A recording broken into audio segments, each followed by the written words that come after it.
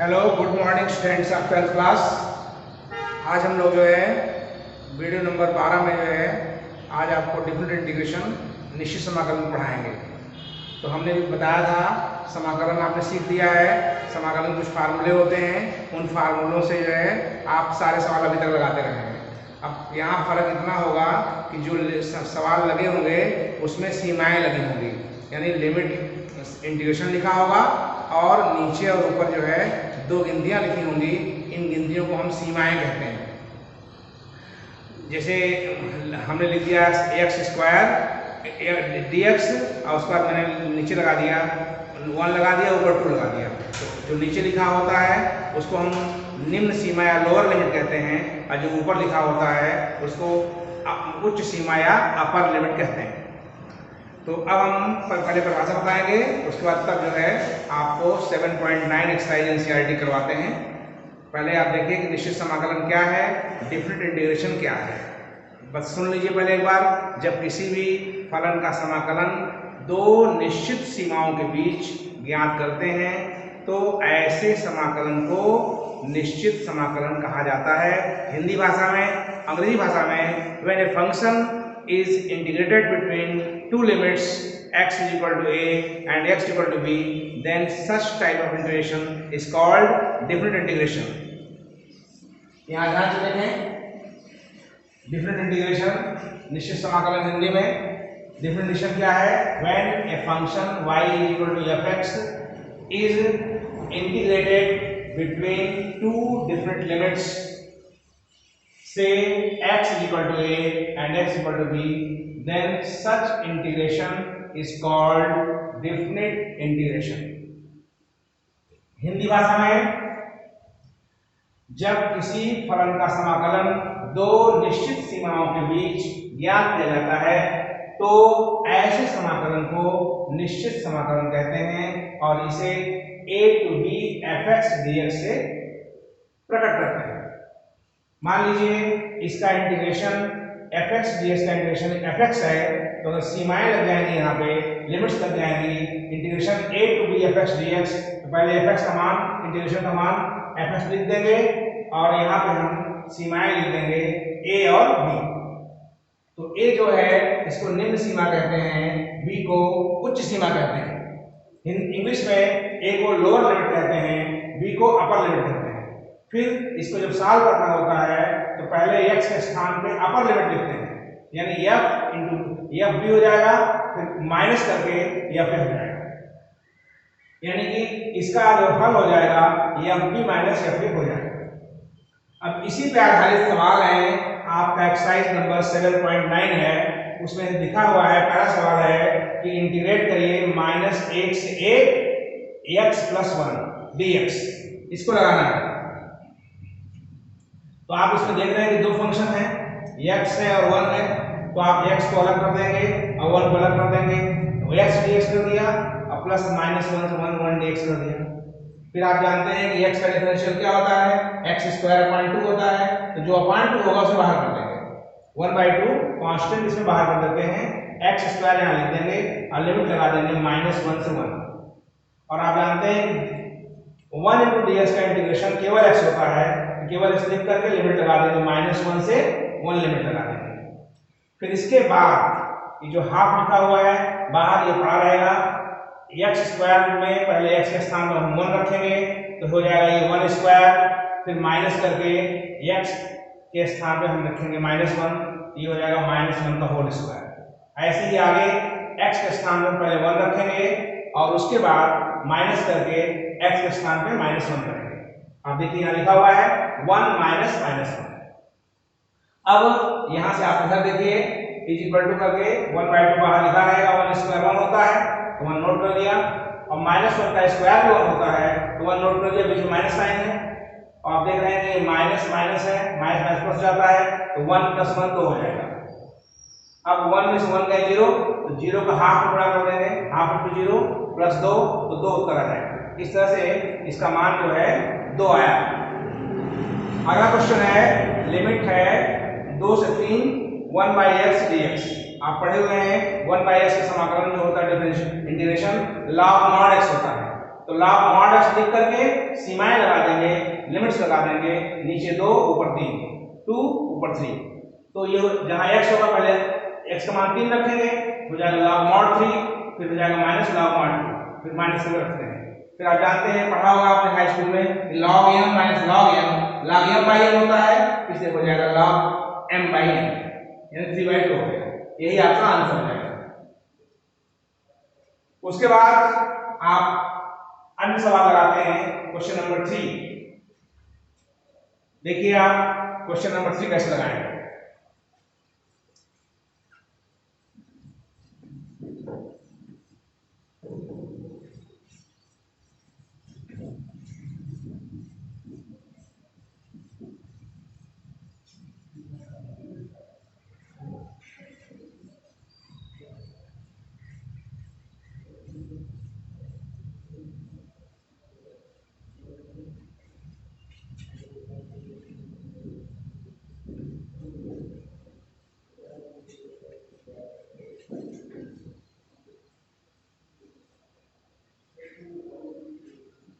Question number 3, question number 3 integration है 1 से 2 4x³ minus 5x² plus 6x plus 9। ये आपका क्वेश्चन है। तो इसको लगाने के, इसमें देख रहे हैं कि बहुत बड़ा फंक्शन दे दिया है, लेकिन 4 बिंदु से बना हुआ है, 1 2 3 4। तो इंटीग्रेशन जब भी हम लगाते हैं तो पहले कांस्टेंट को बाहर कर देते हैं। तो इज इक्वल टू करके इसमें कांस्टेंट 4 है, 4 बाहर कर दिया, इंटीग्रेशन 1 से 2 x³ dx, 4 को बाहर कर दिया, इंटीग्रेशन 1 to 2 x³ dx। उसके बाद माइनस 5 बाहर कर दिया, x² dx 1 to 2 लिमिट, फिर 6 बाहर कर दिया, इंटीग्रेशन x dx लिमिट 1 से 2, और उसके बाद 9 बाहर कर देंगे तो हो जाएगा इंटीग्रेशन dx लिमिट 1 से 2। यानी जितने भी पद थे चारों पदों को मैंने अलग अलग कर दिया। 4 बाहर करके x³ dx, 5 बाहर करके x² dx, 6 बाहर करके x dx, 9 बाहर करके dx। फिर आप ध्यान से देखें, 4 लिखा रहेगा यहाँ पे। x³ क्या होता है, 1/4 होता है, x⁴/4, 1/4 बाहर ले लेंगे और यहाँ लिख देंगे x⁴, लिमिट लगा देंगे 1 से 2। x³ का x⁴/4, तो जो 1/4 होगा उसको बाहर कर देंगे, माइनस 5 इसका हो जाएगा x³/3, तो 1/3 बाहर कर देंगे और यहाँ अंदर रखेंगे x³, इसमें लिमिट लगाएंगे 1 से 2। फिर आप जानते हैं कि x की पावर यहाँ 1 है, तो हो जाएगा 1/2 x², लिमिट लगा देंगे 1 से 2। फिर 9 लिखेंगे और dx का x होता है, लिमिट लगा देंगे 1 से 2। dx का इंटीग्रेशन x होता है, पढ़ चुके हैं आप पीछे। अब आप बाहर वाला 4 नीचे ऊपर कट जाएगा, बराबर करके पहले x के स्थान में अपर लिमिट 2 रखेंगे, 2 की पावर 4 हो जाएगा। फिर माइनस जहां x का 1 रखेंगे तो 1 की पावर 4 हो जाएगा, क्लोज कर दिया, माइनस 5/3 कर दिया, फिर 5 बन गया 5/3, ब्रैकेट में जहां x है वहां पर 2 रखेंगे, 2³ फिर -1³ बंद कर दिया। फिर 2 3 जा कट जाएगा, ये 3 हो जाएगा, +3, यहाँ हो जाएगा पहले x के स्थान पे 2² -1²। फिर आगे +9 बाहर है, जहाँ x वहाँ 2 रखिए, फिर माइनस करके जहाँ x है वहाँ 1 रखिए। फिर आप जानते हैं कि 2 की पावर 4 का मतलब 16 होता है, 2 की पावर 4 का मतलब 2 2 2 4 बार हुआ तो 16 हो जाएगा। -1 की चाहे 3 पावर करिए आएगा, -5/3 और 2 घाते 3 8 होता है, -1 +3 करके 2² 4 होता है, -1, और आप जानते हैं कि 2 में से 1 घटाएंगे तो 1 आएगा, तो 2 में से 1 लिख दिया। फिर आप देख रहे हैं 16 1 में 15 हो जाएगा, प्लस माइनस 5/3 इंटू 7 हो जाएगा, प्लस 3 इंटू 2 हो जाएगा, प्लस 9 हो जाएगा। तो कितना हो जाएगा पूरा ये 9 ये 6 ये 15 हो गया, अब 15 15 30 हो गया, ये 30 माइनस 35/3 हो गया। उसके बाद तिरछा गुणा करेंगे, 30 से 90 90 कर देंगे यहाँ पे, माइनस 35/3, तो 90 में 5 हटा देंगे तो आएगा 55/3। यही आपका आंसर हो जाएगा। क्वेश्चन नंबर 3 पूरा हो गया। उसके बाद आप करेंगे question number 4। Question number 4 integration है sin 2x, लिमिट है 0 से π/4, ये लिमिट लगी हुई है। sin 2x का इंटीग्रेशन करना है, लिमिट 0 से π/4 लगी हुई है। तो आप पढ़े हुए हैं sin x का इंटीग्रेशन क्या होता है, माइनस cos x होता है। तो उस नियम से माइनस हो जाएगा cos, जहां x है वहां 2x लिखेंगे, क्योंकि x के स्थान पे यहाँ 2x है। फिर आपने भी पढ़ा है कि x के कोएफिशिएंट से इंटीग्रेशन करते समय भाग हो जाता है, इसलिए अपॉन 2 यहाँ लग जाएगा और लिमिट लगा देंगे 0 से 4। ध्यान दीजिएगा sin 2x हो जाएगा माइनस cos 2x, क्योंकि sin x का माइनस cos x होता है। और अगर x के कोएफिशिएंट में कुछ है, गुणांक कुछ है, 2 लिखा हुआ है, तो 2 से भाग हो जाता है। उसके बाद ये कांस्टेंट बाहर कर देंगे, -1/2 cos लिख करके जहां x है वहां पहले लिखेंगे, ये लिमिट π/4 है, 2 इंटू π/4 लिख देंगे, माइनस cos 2 इंटू 0 लिख देंगे, तो बराबर -1/2 रहेगा, 2 से कट जाएगा ये, तो cos 90 कितना होता है, 0 होता है, माइनस cos 0 कितना होता है, 1 होता है, तो -1 गुणा -1 कर देंगे, ये 1/2 आ जाएगा। इस तरह से क्वेश्चन नंबर 4 जो है कंप्लीट हो जाता है। फिर क्वेश्चन नंबर 5 है, क्वेश्चन नंबर 5 इंटीग्रेशन है 0 से π/2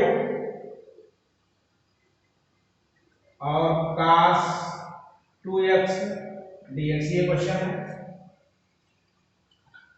तो आपने पढ़ा है कि cos x का समाकलन इंटीग्रेशन sin x होता है, इसलिए cos 2x का हो जाएगा sin 2x। लेकिन आप ये भी ध्यान देंगे कि x का कोएफिशिएंट क्या है, 2 है, x का गुणांक 2 है, इसलिए 2 से भाग में देना पड़ेगा, तो बराबर हो जाएगा ये 1/2 sin 2x और लिमिट लगा देंगे 0 से π/2, लिमिट लग जाएगी। उसके बाद थोड़ा इधर आइए, इक्वल टू हाफ बाहर रहेगा, sin 2x है, तो sin जो है 2, जहां x है वहां π/2 रखेंगे। ध्यान से देखिए, sin 2x है तो x के स्थान पर π/2 कर दिया, sin 2 इंटू π/2, फिर माइनस sin 2, जहां x है वहां 0 रखेंगे, तो हो जाएगा sin 2 इंटू 0, तो 2 कैंसिल हो जाएगा, 1/2 sin पाई हो जाएगा माइनस sin 0 डिग्री। आप जानते हैं sin पाई की वैल्यू कितनी होती है, 0, इसकी भी 0, तो 0 0 का 0 यानी हाफ इंटू 0, यानी क्वेश्चन आंसर आपका 0 आएगा।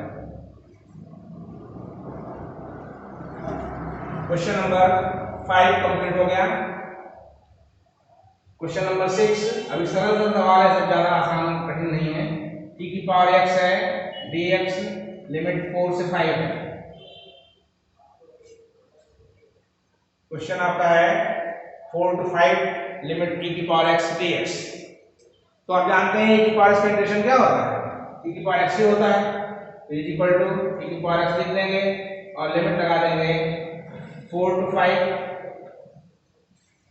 फिर उसके बाद इज इक्वल टू जहाँ x वहाँ 5 रखेंगे, e की पावर 5 हो जाएगा और माइनस करके e की पावर 4, बस आंसर हो गया। छोटा सवाल था। e की पावर x का e की पावर x हो गया, e की पावर x का e की पावर x, लिमिट लगा दिया 4 to 5। उसके बाद क्वेश्चन नंबर 7 वो है आपका tan x है 0 से पाई बाई 4,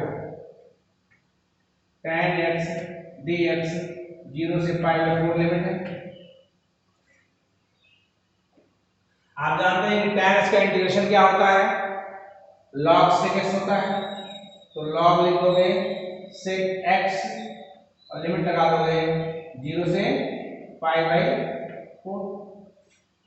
tan x का इंटीग्रेशन log sec x होता है, फिर इज इक्वल टू log लिख करके sec यहाँ पाई बाई 4 रखोगे, फिर माइनस log sec 0 रखोगे,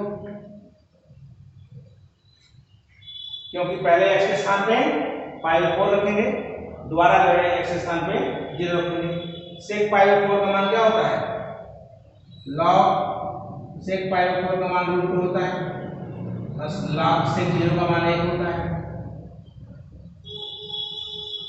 तो log 0 होता है और इसको आप कह सकते हैं log 2 की पावर हाफ √2 को माइनस 0, तो आपका उत्तर हो जाएगा हाफ log 2 आ जाएगा, हाफ log 2 आंसर हो जाएगा।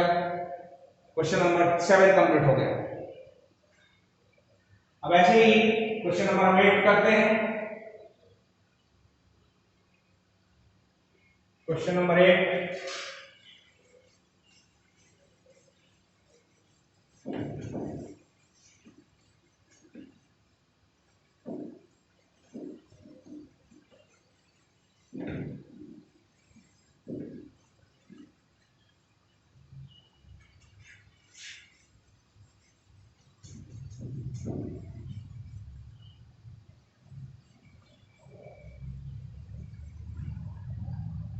क्वेश्चन नंबर 8 देखिए।